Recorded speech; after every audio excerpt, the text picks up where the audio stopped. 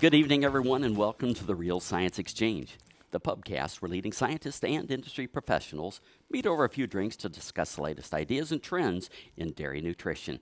We're here with our next episode of the Journal Club, and we have our resident emeritus professor, Dr. Bill Weiss, with us once again. Bill, we're doing a little something different this time. Normally, we will review journal articles.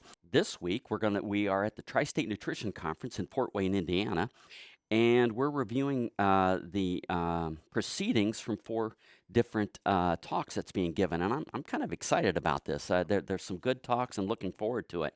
The first one, Bill, why don't you introduce the guest that you brought with you, and yeah, go ahead. Okay, thanks, Scott. I can't remember when we first met, but it's been a very long time ago. But it's my pleasure to introduce Professor John Newbold. He's a professor at the Scottish Rural College, obviously in Scotland.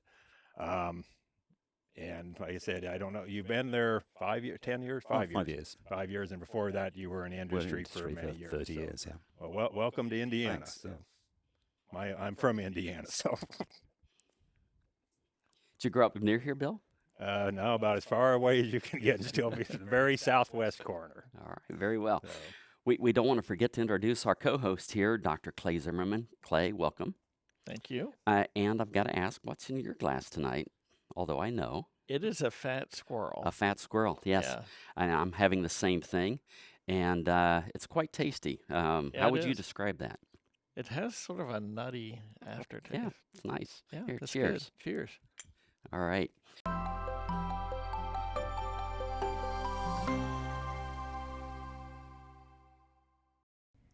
New research is changing everything we thought we knew about choline's impact on the cow and her calf, and top scientists have a lot to say about it. They are presenting new research that supports choline as a required nutrient to optimize milk production, choline as a required nutrient to support a healthy transition, choline as a required nutrient to improve calf health and growth, and choline as a required nutrient to increase colostrum quantity.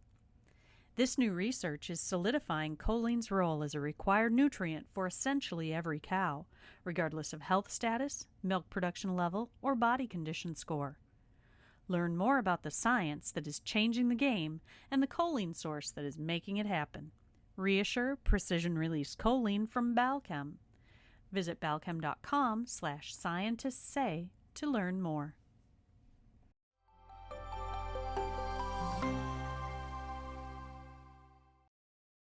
Bill, why don't you go ahead and tell us a little bit about the paper that we're going to be reviewing this morning. Okay. Well, the title is Methane in Context of Circular Dairy Farming. So obviously the first question is, what is circular dairy farming? Yeah, I think this concept of circularity is sort of gaining ground in the discourses around farming and agriculture. And it's an extension from the circular economy in general, and the concepts that instead of sort of extracting natural resources, using natural resources, and then discarding the wastes in a linear kind of fashion, economies should try to be increasingly circular. So concepts of reusing, recycle, upgrading, upcycling, etc. So that we're basically making the best use of the resources that we're using and minimizing the leakage of those resources and the consequent sort of negative environmental impacts. So like using manure on the farm would be using one, manure on the farm would be a part of that. Renewable energies would be a part of that. And when it comes down to methane, methane, tomato, clearly that I think the fit of that into the concept of circularity, it's mostly about the inefficiency and the leakage of energy in particular. So Bill, you'll know very well that if you think about the history of methane research, it began back in the 50s and the 60s, and it was all about trying to capture more of that energy. You know, we've got 5-6% of the gross energy of the diet going into a dairy cow that just gets lost as methane. So the focus on trying to minimize that has been there for 30-40 years, but driven by energetic efficiency and hopefully productivity. And it's only then more recently that we've said, no, that's not the main reason. The main reason, of course, is the environmental impact. Yeah. How big a deal is methane and ruminant methane in the grands? Because it's got a short half-life. Yeah, it's got a short half-life. And I think there's this whole discussion and this recognition that despite the fact that the world works in the whole area of greenhouse gas mitigation using the concept of CO2 equivalence, so again, you can argue about the equation, but basically expressing the global warming potential of every greenhouse gas on the same unit, whether it's CO2 or nitrous oxide or methane. But that misses the distinction around methane, that it has this relatively short cycle, this short half-life in the atmosphere, quickly goes back to CO2, which of course plants can then capture through photosynthesis, and back around we go.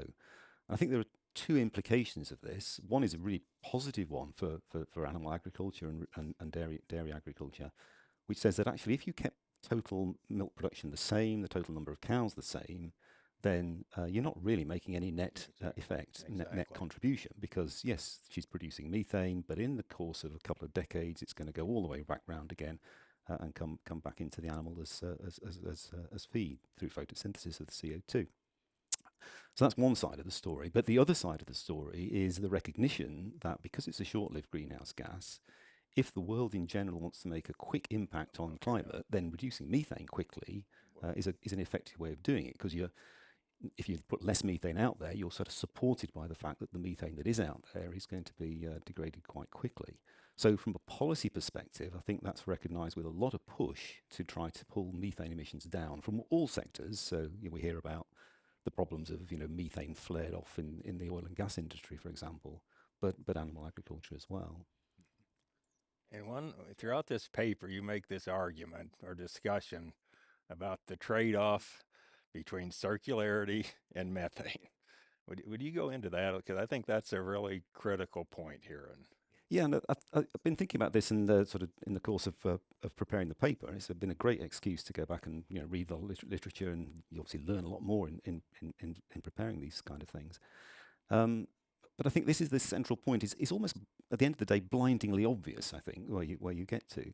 So if you're trying to reduce methane through nutrition in a dairy cow, think of the strategies, think of the things that we do. We know, for example, that high fibre diets are going to favour higher methane. Conversely, higher starch diets are going to bring methane back down. We know that dietary fat will have a positive effect on reducing methane, initially because it's simply providing non-fermentable energy and displacing fermentable energy in the diet, but also potentially some more direct effects depending on the nature of the fat. So again, fat and starch are going to be associated with lower methane emissions. But fat and starch inherently are human edible. If we leave the starch and the fat in the feed in pursuit of lower methane, that's starch and fat that we could potentially take out of those feeds and use ourselves. So that's why I say I think at the end of the day, when you think around this, it almost becomes fairly simple and blindingly obvious that there is this trade-off. So how does society pick where to go? Yeah. That's quite interesting. And the other thing, thinking about circularity, that is this question of being local. And again, in the paper, I've tried to look at a couple of references from work done mostly in Europe. There's a really interesting piece of work done in Finland that's looking about the benefits of keeping things local, whether it's feed sourcing or indeed whether it's milk processing. Again, the benefits that that can bring in terms of circularity by, let's take a simple example, avoiding lots of investment and cost of transporting stuff, mostly water, from one place to another. So if you've got to transport milk, if you've got to transport manure, if you've got to transport feed, it's an inefficiency in itself. So then you sort of think about this in terms of dairy systems in different locations. Just a little word about where I'm living and working at the moment, which is in southwest Scotland, which is actually quite an interesting little microcosm of different dairy systems in the same location. For anybody who knows that part of the world, you probably will realise it can be fairly wet. It's fairly mild. So growing seasons are potentially relatively long. The land is fairly hilly and undulating, so not all of it's suitable for crop production. What we are good at doing is growing grass. And I say grass specifically, so thinking in particular of things like perennial ryegrass. But this is the foundation. This is the natural resource that we have, driven by the natural capital that we have available. So then you start to think about circularity and methane mitigation in the context of that local resource where the primary feed resource is grass. And it's a very different primary feed resource than, for example, Fort Wayne, Indiana. Bill, as a native of the state, I wouldn't need to tell you anything at all about what you do, what you can do, what you can grow in this part of the world. Corn. Well, oh yeah. So again, starch, yes. You're starting off from a very different position, both in relation to the likely general potential methane yield and the likely general circularity of those resources. And the other thing that then comes into this, I think, is well, what do you mean by circularity? What's the metrics? Because you can very easily say what the metrics are around methane. We've got production in grams per day. We've got yield in terms of grams per kilo of dry matter intake. We've got intensity in relation to milk production. But circularity is a bit sort of nebulous, isn't it? And I think this is a real challenge and an issue that needs addressing. Two approaches to this that I think are present in the literature quite a lot now are this concept of human edible efficiency. So how much human edible food are we producing, in the case here from the dairy system, depending on the amount of human edible food that's going into the cow to generate that. And obviously we'd like to get more out than you're putting in, would be the objective. And the other question here, which I'm not really going to go into too much, is then the alternatives for land use. So if you could use your land for growing food directly rather than growing feed for animals, again, inherently there's a likely to be less leakage of resources in that process than if you're doing the two things in combination. So there are a couple of metrics that are emerging, I think, that are relevant to quantifying what we mean by circularity. So I think I've gone a bit off the topic there. No, that's yes, you did. You discuss different efficiencies a lot here, and the human edible, which I've never heard about. I kind of know what it is. Protein production per land unit, several measures of efficiency. Methane per unit of milk or cow. Again, let's stick with methane. How should we express methane? Per cow, per kilogram intake, per kilogram milk, per kilogram fat? The answer is Yeah, yes, all of them. much, Yeah, but it's a really important question, and I think it's important that people get clarity in your mind about which unit you're talking about, depending on the context that you're in, because they're all relevant in different ways. So first of all, methane production on a cow basis, generally grams per cow per day, and obviously from that you could scale up to grams per country, industry, whatever. So that's the absolute amount. And clearly, as far as the global warming issues are concerned, the absolute amount of methane that's being generated is a key driver. But it's not necessarily the easiest or best way to manage things when you're thinking about nutrition or interventions on farm. The second common metric that's in the literature is then methane yield, which is generally expressed as grams per kilogram of dry matter intake. But the other metric which nutritionists are used to, percent of gross energy intake, this 5, 6, 7% number, that's also a methane yield expression, of course. So how much methane are you getting for the intake that's going into the animal? And I think that's quite useful when you're trying to assess different nutritional strategies and are we making an impact or not? Because quite a lot of the things that we would do likely to affect methane production are also going to affect dry matter intake. So you need to take that out.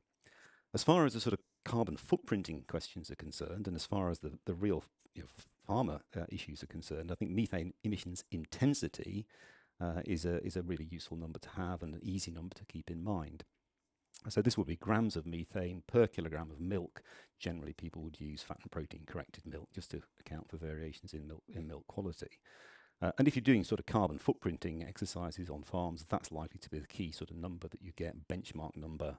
Where am I this year? Where was I last year? Where will I be next year? And trying to drive that number down. So all of these metrics, it's not a question of choosing one or the other. I think they're all useful. But those three, methane production, methane yield, methane intensity, keep those in mind. It's a relatively straightforward way to think about things. I've always thought the methane per cow is very deceiving, because if I do more to get more milk, methane usually goes up, but it's just globally methane goes should down. go down. Which is why methane intensity is, then you start to think it's an equation. You've got two numbers to tackle, haven't you? You've got methane to tackle and you've got milk yield to tackle. So anything that you're doing to promote milk yield, rate of milk production that's not going to impact directly on methane, you've got a win there in terms of methane intensity being lower. Yes, and you guys can kick in here too. Oh no, if I- you guys are doing a nice job I there. do But have one more follow-up if yeah, I can. In the U.S. now, and this may be more than U.S.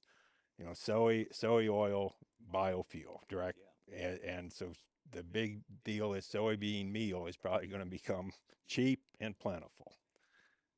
That's by definition human edible, but we don't eat it. So how does that factor into some of these foods or feeds could feed a human, but we don't want to eat them. Some of the academic literature on this topic is actually quite interesting, including some work done here in the States a couple of years ago, and some of the work in Europe, because they then explored sort of different scenarios. So you say you could, but don't want to, extract and use all the protein from that soybean meal that may well become more plentiful. That's fine, and in the economic context of the US with that going on, you don't need to. You could explore it also. Then said, okay, what if? Bad things happened, populations increased, or there was disturbance of other supply chains, and there was a need for that protein.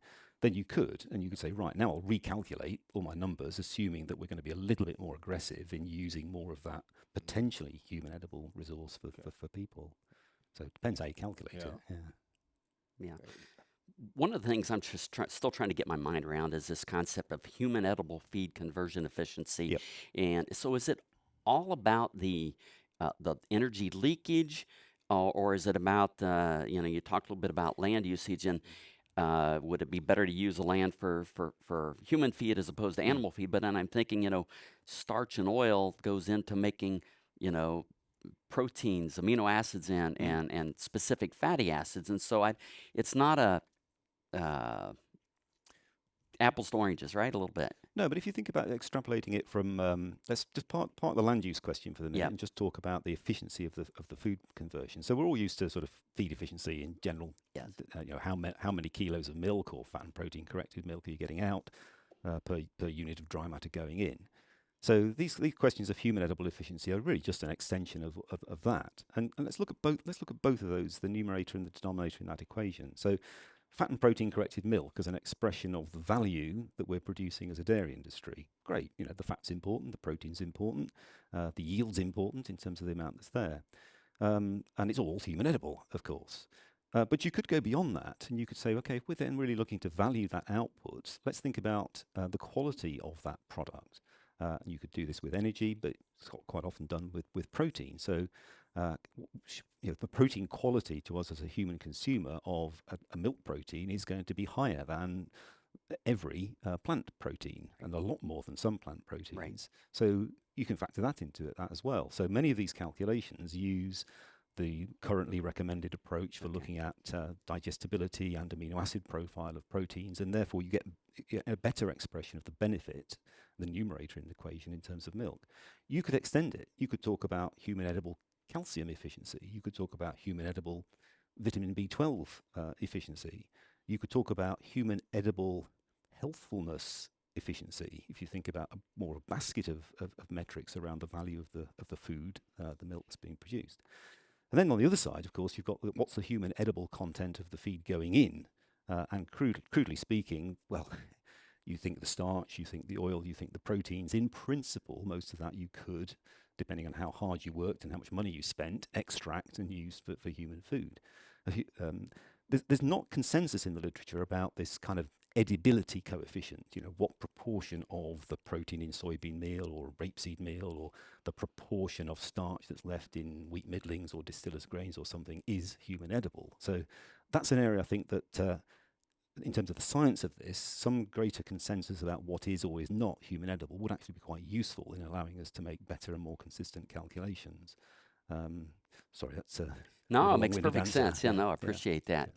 One of the other questions I had as I read through your paper is, the importance of reducing methane or methane. Would our time be better spent, right? There's a lot of cows out there that are producing very low milk production. Would our time and efforts and energies be better spent trying to replace those cows with more efficient cows, as opposed to trying to tweak and improve, these already very efficient animals that we have today, at least here in the U.S. and Scotland? I think we need to just define there again efficiency. It's the efficient use of the resources that they've got available. Yeah. So again, here in the US, with plentiful resources in terms of corn silage underpinning the production systems, supported by corn grains in one form or another, supported by proteins in soybean and one sort or another. So, those are good resources to convert quickly into milk production. And again, always prefer to talk about rate of milk production rather than milk yield. We can produce milk very quickly from the resources that are available, and we've bred the cows capable of doing it. I think it's very different if you go to different situations around the world. You could take the example of where I'm working as a slightly sort of intermediate case, where the resource that we've got to work with is the grass. That's what the natural capital is giving us. So it's in some ways it's going to be less efficient to convert that grass into high rates of milk production because of the nature of grass and what that means. But using the cow to use that resource in terms of the human edible milk food production is going to be a lot more efficient than doing something else with that land in that particular context. The additional benefit of using the cow to convert grass to milk rather than trying to use the relatively unsuitable land for other arable purposes, for example, is going to give you the net greatest food supply. The more extreme case, perhaps, if you think about it globally, is again countries where the feed resources are very poor in quantity and in quality. The forage base is largely going to be a tropical grass, a C4 photosynthesis grass, which is inherently going to be less digestible. So again, you're never going to use that resource as efficiently to produce milk, but it's still positive to use the cow to generate human edible food from that relatively inedible resource. Okay. So related to that, are there certain cropping systems that are more favorable in thinking about this in a circular fashion? I think the concept of circularity, I think, is applicable in all of these different circumstances. The way the numbers might stack up at the end of it are going to be different. So in every dairy system, there are going to be some benefits of trying to think, well, how can I make this more circular? It might not be methane. It might be more to do with things like energy, if fuel use efficiency, manure management. We've got to focus on nitrogen and phosphorus as well, not just carbon, as we're talking about today. How does, in the U.S., we're very efficient, very intensive, and we produce milk relatively cheaply. And food cost is an issue. So how does the cost of food, if we would become more circular, I think our food prices would go up. I don't know. Yeah, and this I think is the kind of the central point, Bill, that you're touching on there that I'm trying to get at today. In thinking again about the relative importance of these circularity metrics, take the human edible efficiency as an example of that, and methane yield. So if I again go back firstly to my situation with a high grass-based diet, we are going to have a relatively high human edible protein efficiency, and I'll show some of those numbers in the talk later on. But we're going to also have relatively high methane yield. By relatively high, I mean in comparison with, let's take an example, Indiana. And in Indiana, where you're going to have a relatively lower human edible protein efficiency compared to a grass-based system, but you'll have a lower methane yield.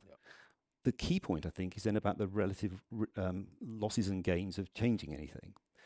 And in our situation, there's politically and in the political discourse around the overall drive towards net zero in the economy, if I talk to policymakers, government advisors, etc., it seems to be kind of always about methane, greenhouse gas, driven by the fact that other sectors have been able to reduce their other sectors of the industry have reduced their greenhouse gas emissions more quickly than agriculture has. So agriculture is in the spotlight, and it's get that methane number down. And so my argument back to that is, yes, fine, agree, we need to work on that, and there are things that we can do, but for goodness sake, don't throw the baby out with the bathwater, because if you bring that methane yield down, you will bring down these other metrics of circularity, which I think are really important, and people understand it kind of intuitively about the place that livestock should have in the landscape. So if you took the cows out of the area where I'm working, you would have, yes, you'd produce less methane, Produce a but lot you'd, less you'd food. produce a lot less food. You'd have a real disturbance of the local economy. People talk about a just transition. I don't know if that phrase has currency over here. And you'd have a very unjust transition if you started to do that. Coming to the other situation as a sort of contrary example, thinking about dairy production over here, if you said, oh yes, we need to latch on to this concept of circularity and let's strive to get more human edible protein efficiency, for example, but the price you would pay would be quite a significant increase in the methane yield, for example, from that dry matter intake of that feed resource. So again, you would be throwing out a baby, a different baby with a different bathwater, but still making probably an inappropriate compromise, given that you're already at such a good situation in terms of low methane yields. So I think we just have to look at a bigger picture instead of just methane or something, because there's little things we could do that still would be positive. We may not ever get 100% circular, but little things. But we have to be aware of the unintended consequences. But nobody ever wants to get 100% circular, because in that case we'd have no coffee, for example, or no beer. Or no Right, beer. exactly. No fat squirrels. Yeah. Yeah. So yes, with a lot of this, like I said, if we could reduce methane and probably increase circularity, but it's going to cost. Who pays? That's the and again, very much conscious, as I'm sure we all are, of the inflationary pressures in the last few years. The fact that there are sectors of society in developed countries like the UK and the US that really struggle with affording good quality diets. And particularly relevant when we think about the quality of dairy as a component of those diets. So in terms of who pays, the one glib answer that may still have some relevance, though, is aside from those concerns over affordability for most of us, historically our proportion of our available income that's spent on food has gone down and down and down, hasn't it? Progressively, has it gone down too much? That's a good point. Is it too cheap? Is it too cheap? Yeah. I asked one kind of non-circular question. In your paper, you talked about something I've never heard about before, but this is high lipid ryegrass. Yeah. Could you again? This is a little off topic, but It is a little off topic, but I think again this idea of it's really high. beginning with the feeding system that you're at, and then starting to address let's go through the menu of possibilities of reducing methane. So, if I'm starting out with a grass, before I start to think about, I need to kind of lower methane by diluting that grass or those grass cell walls in particular with the higher starch or whatever. Are there things I can do with the grass itself? There's a couple of things there that I think are relevant to this question. There are on the market what people tend to call high sugar grasses that have been bred to have a higher concentration of water-soluble carbohydrates. I think the evidence showing that they reduce methane is a bit mixed, actually. Sometimes the actual level of sugar in the grass isn't as high as maybe you wanted. And then there's this concept of higher lipid grass as well. So we talked earlier on about how fat can help reduce methane, if only by displacing other things like grass cell walls. And I'm aware of, and I've just read a couple of papers of, but no more than that, some work in New Zealand where through gene editing they've done something to produce a quite significantly higher lipid grass that is effective in vitro, has been shown to be effective in vitro in reducing methane. I don't think it's yet been taken through to, not in dairy cows anyway, to in vivo. That was news to me. And Yeah. I said it was not a small increase No, in fat. yeah, It was yeah, quite yeah. substantial. But again, if it's genetically Yeah, modified, there are okay. obviously some regulatory questions Oh, yeah. depending where you are about that. Okay. All right. Clay, anything else? You were talking about, the local earlier. How do you define local in the context of Great question. this? Great question. The usual good answer is there are all sorts of ways to answer it. So, I mean, but it's actually useful to think about it in this context of circularity. So by local, you could think about the field, couldn't you? And if you're thinking about manure management, for example, and minimizing nitrogen runoff, etc. Yeah, let's think about it on a field scale. I better not put too much slurry on this field up the hill because it's going to rain and it's on a slope and it's going to wash straight off, for example. And you can certainly think about it at a farm level. How can I manage my resources as a farmer, a decision maker with power and control over that parcel of land that is my farm. You could also think about it on a sort of neighborhood level. Some interesting thoughts here about how you might exchange different crops with your neighbor, if he's got more suitable land for growing some crops, or certainly manure. You could think about it on a regional basis. In Scotland, again, with a sort of east-west climate difference, on the west of the country with a lot of rainfall, it's really good at growing grass, as we said, therefore really good at producing milk.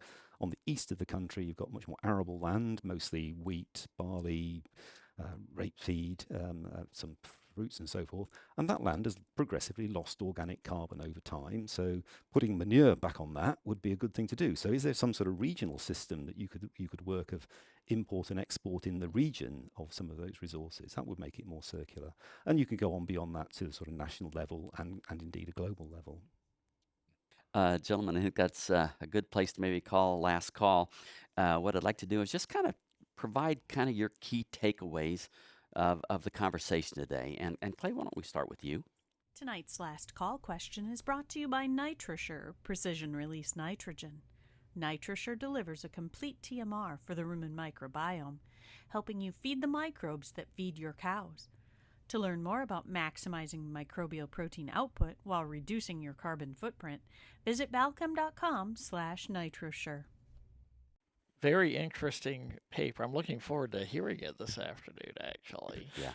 But a great topic. I don't know that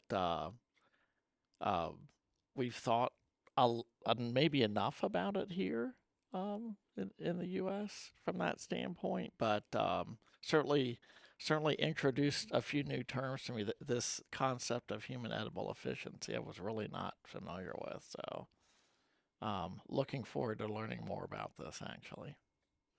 Yeah. Bill, any final thoughts from you? I just think this is very complicated. I think you do a good job of showing all the potential interactions. There's answers we don't know, but to just concentrate on methane, we lose. I'm going to say I think we lose. And if we just concentrate on something else. So you just brought into all these things you need to start thinking about to reduce the total environmental impact of food production. I thought that was really good.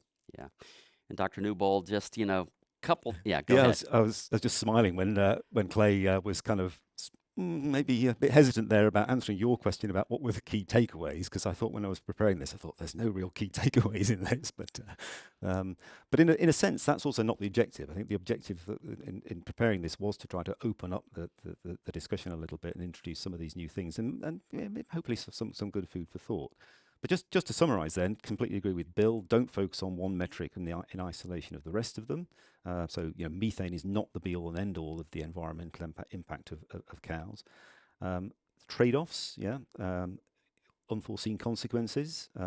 If you're setting off in a particular direction, whether that's trying to drive methane down or, for example, trying to drive milk production up, think about the potential trade-offs, think about the unforeseen consequences. And as I was mentioning earlier on, if we are trying to drive methane yield down, we are likely to reduce this efficiency of human edible food production.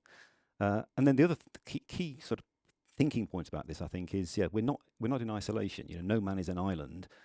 So it's this systems approach. So the field is part of the farm is part of the neighborhood is part of the region, et cetera, et cetera.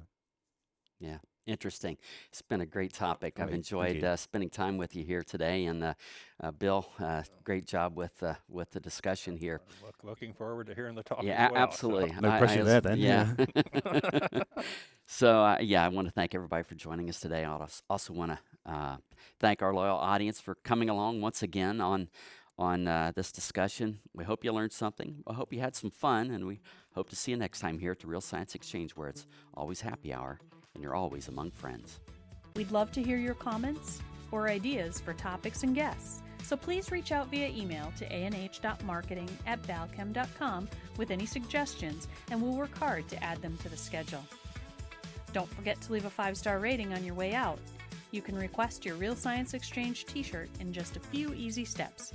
Just like or subscribe to the Real Science Exchange and send us a screenshot along with your address and t-shirt size to anh.marketing@balchem.com. Balchem's Real Science Lecture Series of webinars continues with ruminant-focused topics on the first Tuesday of every month, monogastric-focused topics on the second Tuesday of each month, and quarterly topics for the companion animal segment. Visit balchem.com/realscience to see the latest schedule and to register for upcoming webinars.